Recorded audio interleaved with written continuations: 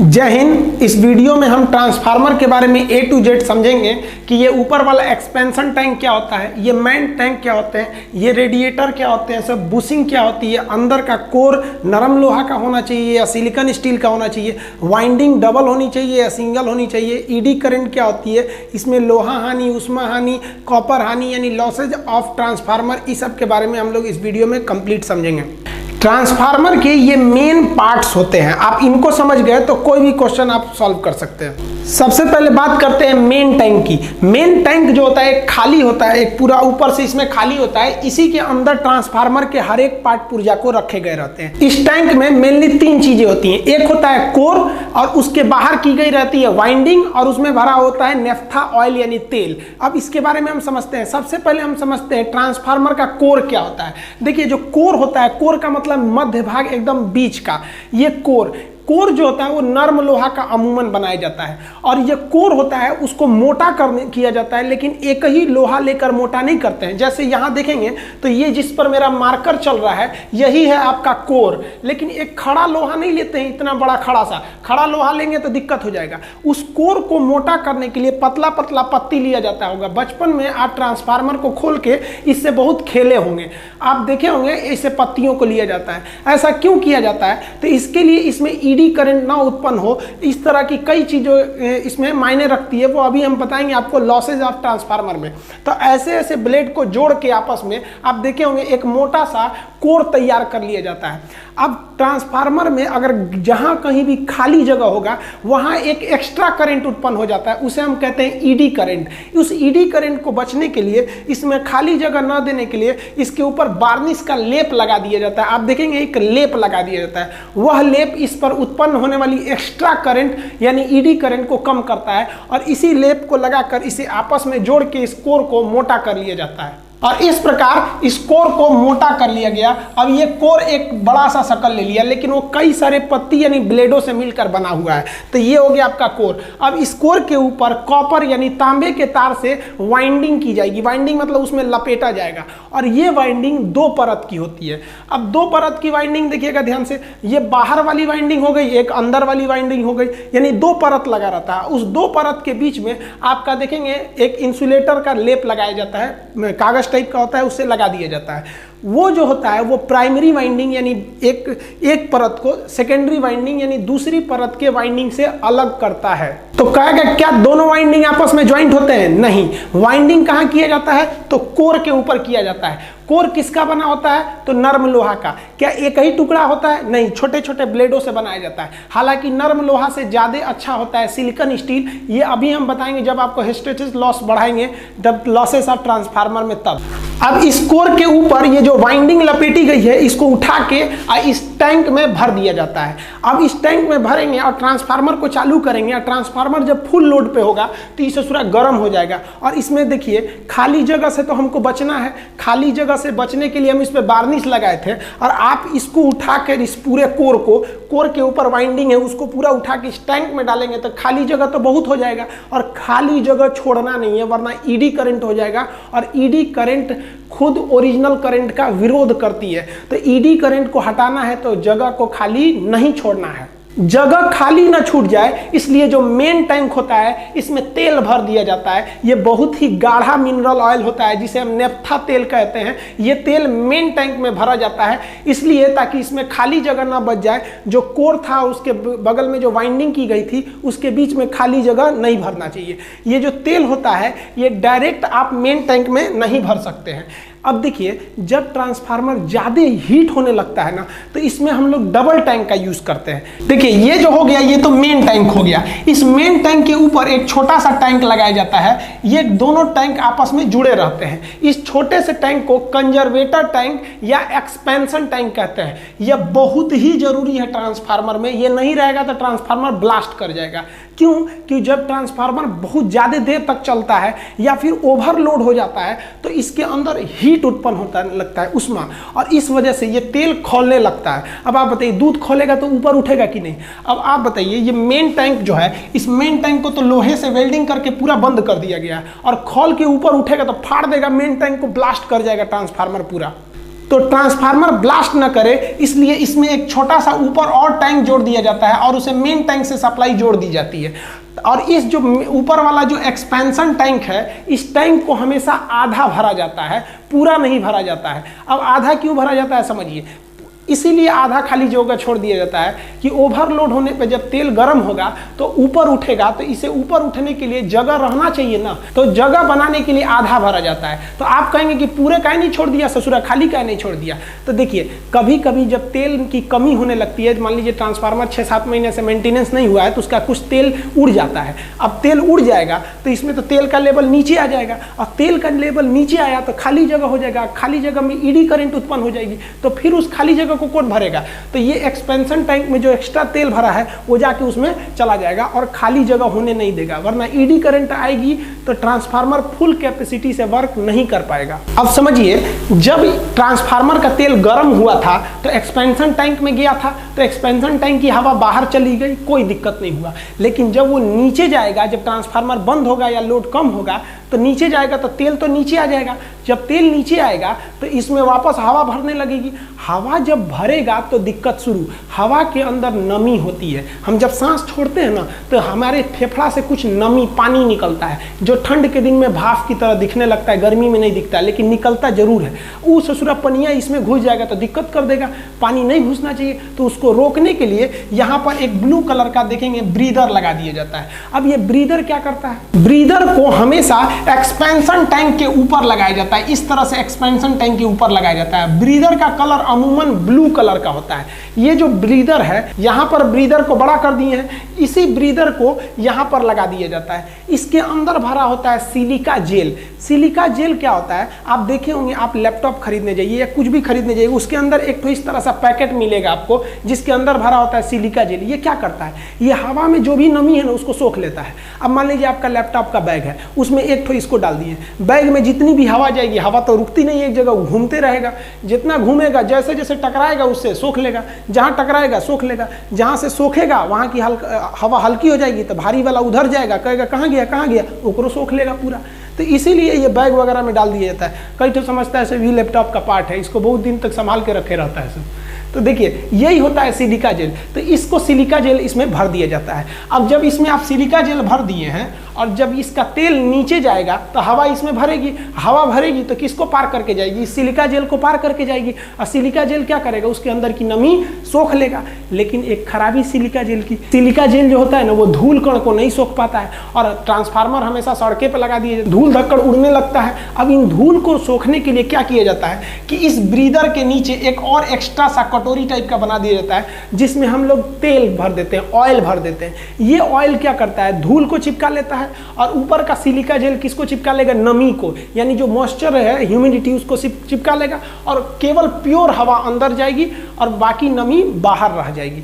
पूछेगा कि आपका ये जो ब्रीदर होता है ये कहाँ लगाया जाता है, तो हमेशा याद रखिएगा ब्रीदर मेन टैंक में नहीं लगेगा, और ये कहाँ लगेगा, एक्सपेंशन या कंजर्वेटिव टैंक के बाहर लगा रहता है। कंजर्वेटिव टैंक हमेशा आधा भरा होना चाहिए। ब्रीदर में कितने चीज का यूज करते हैं, तो 2 चीज का, एक सिलिका जेल, और सिलिका जेल के नीचे में देखिएगा ऑयल लगा होता है। ये ऑयल ये क्या करता है, धूल कण को रोकता है, और सिलिका जेल नमी को रोकेगा। अब ये ट्रांसफार्मर है, ये मेन टैंक है, ये एक्सपेंशन टैंक है, ये ब्रीदर है। अब आप कहेंगे इस मेन टैंकों में तेल किधर से भरा जाता है, तो तेल इस एक्सपेंशन टैंक के ऊपर खाली जगह होता है, इसी में से तेल भरा जाता है और ये मेन टैंक में जाता है। कभी टैंक को खाली करना पड़े तो क्या इसे ट्रांसफार्मर उलाट के खाली करिएगा, भारी होता है, तो नीचे से एक वाल्व दिया रहता है, उसको खोलिएगा ना ढक्कन को तो सब तेल बाहर फेंक देता है। अब समझिए ये ट्रांसफार्मर को हम चालू कर दिए, मान लिया कि ट्रांसफार्मर में हीट ज़्यादा हो गया, ओवर हीटिंग हो गई, भड़कने वाला है, तो जरूरी ये है ना कि एक तो एमसीबी की तरह इसमें भी लगा रहे, बंद कर दे ट्रांसफार्मर को, ज़्यादा हीट हो ना तो धाए से बंद कर दे।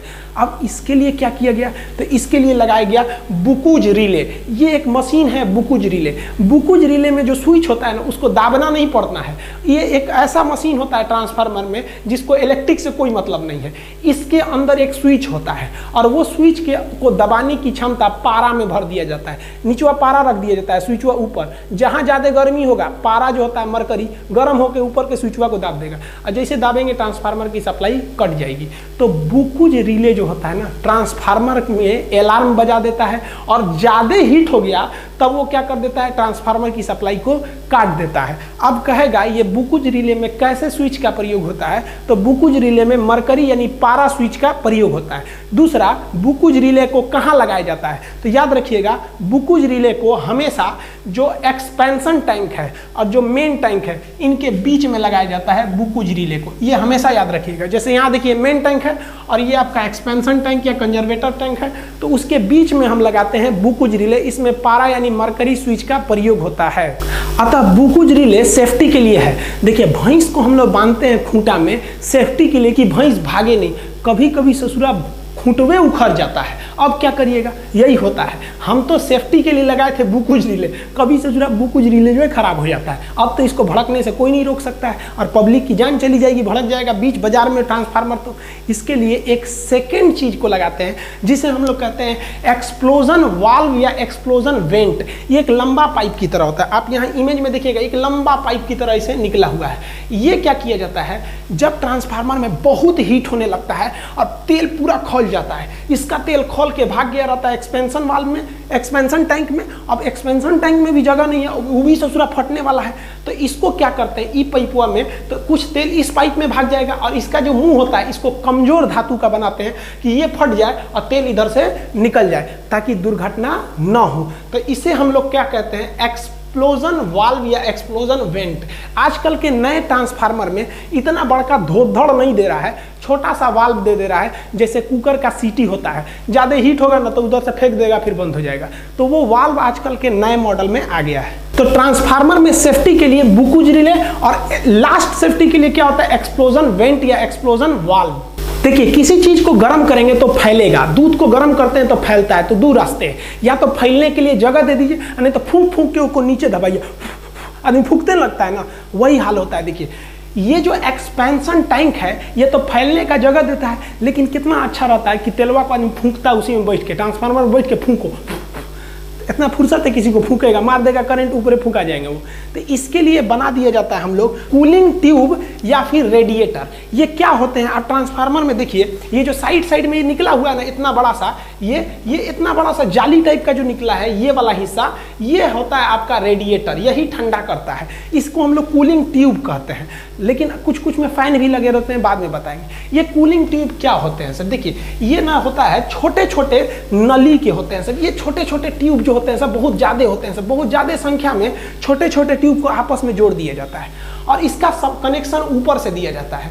देखिए इस मेन टैंक का जो ऑयल होता है गर्म होता है तो गर्म होकर इसमें जाने लगता है, और जब इसमें जाता है तो इस छोटे छोटे टैंक से छोटे छोटे ट्यूब से नीचे गिरने लगता है, और ये धीरे धीरे नीचे गिरता है और एकदम छोटे छोटे ट्यूब से नीचे गिरता है। और ये जो ट्यूब होते हैं ये तो जालीनुमा होते हैं, और बाहर जब हवा लगती है तो उसको ठंडा कर देती है। जैसे थाली में खिचड़ी ले लीजिएगा एक के जगह, ठंडा नहीं होगा, तो तनी सा खिचड़िया को साइड में करके फैला दीजिएगा तो ठंडा हो जाएगा। यही काम करता है ये कूलिंग ट्यूब, इधर से गर्म तेलवा को लेके ऊपर से, और जो ट्यूब होते हैं बड़ी ज़्यादा संख्या में होते हैं, उस ट्यूब में थोड़ा थोड़ा मात्रा में तेल को गिराता है ताकि तेल का जो एरिया हो कम हो और हवा इस पे मारे तो वो ठंडा हो सके। ठंडा करने वाली मशीन को हम रेडिएटर कहते हैं। तो अतः ये जो ट्यूब है ये रेडिएटर का काम किया। जब ये इधर से गिरेगा तो गिरने के दौरान ठंडा हो जाएगा, और ठंडा होने के बाद फिर अंदर घुस जाएगा, और अंदर जाने के बाद फिर गर्म होगा तो फिर आएगा, इस साइड भी है इस साइड भी है, तो ये जो होता है गर्म होकर ऊपर आता है और फिर इस साइड जाते हैं, और रेडिएटर और कूलिंग ट्यूब से ठंडा होकर नीचे आते हैं और फिर अंदर चले जाते हैं। ये प्रोसेस चलते रहता है। इसमें और अच्छा रहता कि यहाँ पर आदमी एक पंखा लगा देता, तो बहुत हैवी पावर के जो ट्रांसफार्मर होते हैं या जो मेन सब स्टेशन पे ट्रांसफार्मर रखे रहते हैं जिनका लोड ज्यादा होता है उस पे देखिएगा पंखा लगा देता है। तो ये छोटे छोटे ट्रांसफार्मर पे पंखा नहीं लगाता है जो बाजार में टांग देता है। धोधड़ एकदम ट्रांसफार्मर रहेगा ना एकदम मेन स्टेशन का, तो उस पे लगा देता है आपका फैन, तो ये फैन और ठंडा करने के काम में आ जाता है उसे। तो ये आप कूलिंग प्रोसेस समझ गए ट्रांसफार्मर का। अब समझते हैं ट्रांसफार्मर से हमको सप्लाई कैसे मिलती है। तो देखिए ट्रांसफार्मर में बहुत हाई वोल्टेज आया रहता है, जब भी आपको दूर तक करंट भेजना है तो आप हाई वोल्टेज पे ही भेज सकते हैं। तो बिजली घर उतना दूर है तो हाई वोल्टेज पे आता है, और वही हाई वोल्टेज घर में डाल दीजिएगा ना तो भड़का देगा सबको। इसलिए हमको चाहिए टर्मिनल। टर्मिनल का मतलब होता है जो चारों ओर बांट सके। तो ट्रांसफार्मर के टर्मिनल को हम लोग बुश या बुशिंग कहते हैं। ये जो बुशिंग होती है ट्रांसफार्मर की, ये दो तरह की होती है। एक जो उसमें मेन सप्लाई आती है हाई वोल्टेज वाली, और उससे जो हमारे घरों में जाती है लो वोल्टेज की, तो उसे लो वोल्टेज। तो जो बुशिंग यानी टर्मिनल है, ये जो देख रहे हैं आप टर्मिनल, इसमें आप देखिएगा तो 4-4 की जोड़ी में टर्मिनल मिलेंगे, लेकिन इसमें भी देखिएगा तो 2 ठो मिलेंगे आपको। देखिए यहाँ ध्यान से, लो वोल्टेज के लिए यहाँ पे आपको मिलेगा। तो जो ट्रांसफार्मर होते हैं हाई बुशिंग वाला, तो वो हाई बुशिंग में क्या होता है, हाई वोल्टेज रहता है। जो छोटा साइज का रहता है उसमें क्या कहते हैं, लो वोल्टेज कहते हैं। एलवी बुशिंग लो वोल्टेज के लिए, एचवी बुशिंग हाई वोल्टेज के लिए। तो ट्रांसफार्मर के टर्मिनल को हम टर्मिनल ना करके बुशिंग कहते हैं। देखिए, अब ट्रांसफार्मर में कुछ लॉस होते हैं। आपको भी पता है कि दुनिया का कोई भी चीज़ 100% एफिशिएंट नहीं होता है। ट्रांसफार्मर में जितना भी वोल्टेज होता है या जो एनर्जी होती है, वो थोड़ा बहुत कहीं ना कहीं लॉस हो जाती है। तो इसी लॉसेस को हम ट्रांसफार्मर के लॉस कहते हैं। तो समझते हैं हम इस लॉसेस के बारे में। तो सबसे पहला जो लॉस होता है वो आयरन लॉस होता है, जिसे हम लोग कोर लॉस भी कहते हैं। हिंदी में इसे लोहा हानि कहते हैं। आपको बता दिए हैं, ट्रांसफार्मर का ये जो कोर होता है ये नरम लोहा का होता है। तो इस कोर में ही कुछ हानियां हो जाती है, कुछ लॉस हो जाता है। उस लॉस को हम लोहा हानि कहते हैं। क्योंकि कोर लोहा का बना होता है, इसलिए कोर हानि या लोहा हानि कहते हैं। यह लोहा हानि 2 प्रकार का होता है। या तो आपका ईडी करंट लॉस होगा, या तो आपका हिस्टेरिसिस लॉस होगा। तो पहले समझते हैं ईडी करंट का लॉस क्या होता है। ट्रांसफार्मर के कोर में अगर थोड़ा भी जगह होगा तो उसमें एक भंवर धारा उत्पन्न हो जाती है। भंवर धारा का मतलब है एक्स्ट्रा करंट जो विपरीत दिशा में चलने लगती है, जिस वजह से इफिशियंसी घट जाती है। तो ऐसे धारा को हम भंवर धारा कहते हैं। इससे बचने के लिए हम कोर को एक मोटा लोहा ना बनाकर छोटे छोटे ब्लेड में जोड़कर बनते हैं, और इसके ऊपर हम लोग क्या करते हैं, वार्निश की परत लगा देते हैं ताकि खाली जगह ना हो। तो ईडी करंट से बचने का तो ये उपाय हो गया। फिर भी कुछ बहुत ईडी करंट हो ही जाता है। अब बात करते हैं हिस्टेरिसिस लॉस क्या होता है। आपको पता है कि जब कभी भी किसी धातु में, मान लीजिए फेरोमैग्नेटिक में, आप करंट सप्लाई करते हैं तो उसमें चुंबक का गुण आ जाता है, और करंट सप्लाई रोकते हैं तो चुंबक का गुण चला जाता है। अब चूंकि ट्रांसफार्मर एसी करंट पर काम करता है, तो इसमें बार बार इसकी दिशा बदलती रहती है। एक बार फेज होता है, इसे दिशा बदलती रहती है एसी करंट की। तो एक बार ये मैग्नेटिक होगा और एक बार मैग्नेटिक नहीं होगा। तो होता क्या है, जो आपका कोर होता है ये एक बार मैग्नेटिक होता है, एक बार नहीं होता है। तो इसके बीच जो गैप हो जाता है, इस कारण एक बार इलेक्ट्रॉन की दिशा इधर हो जाती है, एक बार इधर हो जाती है। तो इसी कारण एक ऊष्मा उत्पन्न होने लगती है, जिसे हम हिस्टेरिसिस लॉस कहते हैं। ये दोनों ही लॉस आपको कहाँ देखने को मिलेंगे, कोर में मिलेंगे। और कोर ज्यादातर नरम लोहा का बनाया जाता है, इसीलिए इसे लोहा हानि या कोर हानि कहते हैं। अब आप तो पता चल गया आपको कि जो ईडी करंट था उसको तो हम वार्निश द्वारा रोक सकते थे। अब इस हिस्टेरिसिस लॉस को रोकेंगे कैसे? तो इसको रोकने के लिए हम एक ऐसे धातु का प्रयोग करते हैं जो ऐसे मैग्नेटिक फील्ड के चेंज होने पर ज़्यादा इफेक्ट न पड़े और उसमें ज़्यादा ऊष्मा उत्पन्न न हो, ताकि हिस्टेरिसिस लॉस को रोक सके। इसीलिए इसके जगह पर हम यूज करते हैं सिलिकॉन स्टील का। कहेगा सबसे अच्छा ट्रांसफार्मर का कोर किसका होता है, तो नरम लोहा मत बोलिएगा, तब आप कहिएगा सिलिकॉन स्टील। क्योंकि सिलिकॉन स्टील किस लॉस को रोक देता है, हिस्टेरिसिस लॉस को रोक देता है। और वार्निश और पत्ती किसको रोक लेता है, ईडी करंट लॉस को रोक लेता है। अब बात करते हैं ओमिक लॉस। आपको पता है ओम का नियम किससे संबंधित है, प्रतिरोध से। तो किसी भी चीज के अंदर, दुनिया का कोई भी मेटल है, धातु है, उसके अंदर धारा को रोकने वाला एक प्रतिरोध गुण है। वो धारा को रोकेगा, भले थोड़ा सा रोके, कुछ ना कुछ तो लॉस करेगा ना जी। तो इस लॉस को हम क्या कहते हैं, प्रतिरोध लॉस, या इसी को हम कहते हैं कॉपर लॉस। अब कॉपर क्यों कहते हैं कि कोई भी तार आप बनाइएगा उस कॉपर का ही जनरली बनाया जाता है। हालांकि सबसे अच्छा चालक तो चांदी का होता है, किंतु वो महंगा होता है, तो हम लोग कॉपर का यूज करते हैं। तो ओमिक लॉस को ही हम क्या कहते हैं, कॉपर लॉस कहते हैं। इससे भी धारा क्या होती है, लॉस हो जाती है। आप इसका प्रैक्टिकल एग्जांपल समझिए। मान लीजिए आपका बहुत बड़ा क्लासरूम है, जैसे मेरा क्लासरूम बहुत बड़ा है। अगर हम उस क्लासरूम को ऑफ कर दें, हर एक पंखा स्विच को ऑफ कर दें, तो क्या मेरा बिजली बिल आएगा? तब भी आएगा। क्यों? क्योंकि हमारे जो मीटर से क्लासरूम में जो तार गया है, उन सारे तार के अंदर करंट गया है, और हर एक करंट बल्ब, पंखा, एसी, कूलर, फ्रिज हर जगह गया है। मान लीजिए जहाँ जहाँ जो भी इक्विपमेंट है वहाँ वहाँ गया है।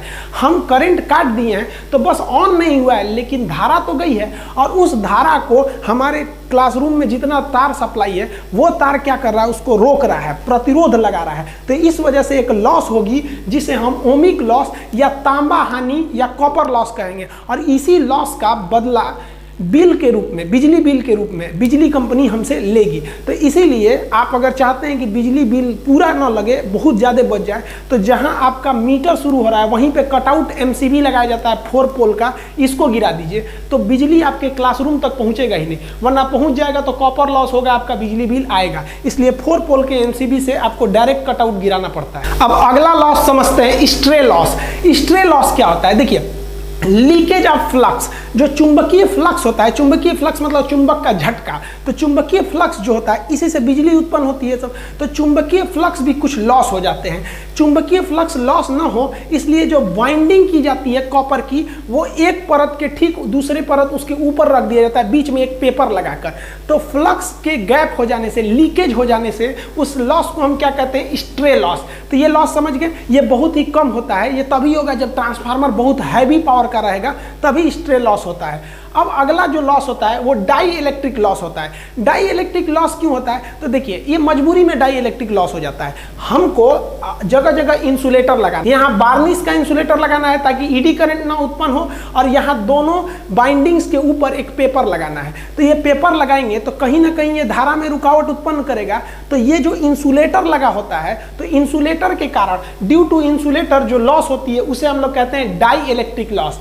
तो ये आपके मेन लॉसेज हो गए आपके ट्रांसफार्मर के अंदर। अब एक अलग से लॉस आता है जिसको जनरली नहीं पड़ता है कोई, जिसे बोलते हैं मैग्नेटो स्ट्रिक्शन लॉस। ये मैग्नेटो स्ट्रिक्शन लॉस क्या है? ये नॉर्मल लॉस है। आप ट्रांसफार्मर के पास जाइएगा ना तो आपको एक घनघनाहट की आवाज सुनाई देगा, घन घन। इन्वर्टर चलेगा या कोई भी ट्रांसफार्मर देखिएगा ना, चलेगा ना तो उसमें एक आवाज सुनाई देगी। वो फैन की आवाज नहीं रहती है, देखिएगा फैन नहीं भी रहेगा ट्रांसफार्मर में, जो सड़क के किनारे ट्रांसफार्मर लगाया रहता है उसमें जनरली फैन नहीं होते हैं, तो भी आपको घन घन एक आवाज सुनाई देगी। ये आवाज कोई उत्पन्न करने के लिए भी कोई ना कोई ऊर्जा चाहिए, और ये ऊर्जा ट्रांसफार्मर बिजली से ही लेके दे देता है। तो एक साउंड उत्पन्न होता है। तो इस साउंड के उत्पन्न होने से एक लॉस होता है जिसे हम लोग कहते हैं मैग्नेटो स्ट्रिक्शन लॉस। तो ये ट्रांसफार्मर के अंदर टोटल लॉस हो गए।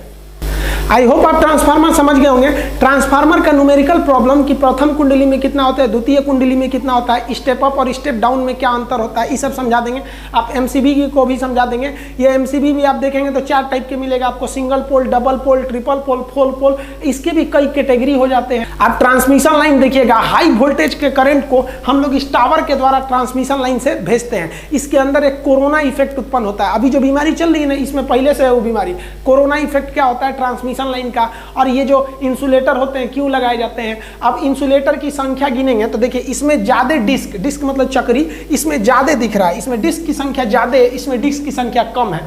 तो हम क्या डिस्क को गिन के बता सकते हैं कि इस तार में कितना वोल्टेज है? हाँ, एकदम आराम से बता सकते हैं। तो मिलेंगे हम लोग नेक्स्ट वीडियो में, तब हम इसकी चर्चा करेंगे। तब तक के लिए जय हिंद।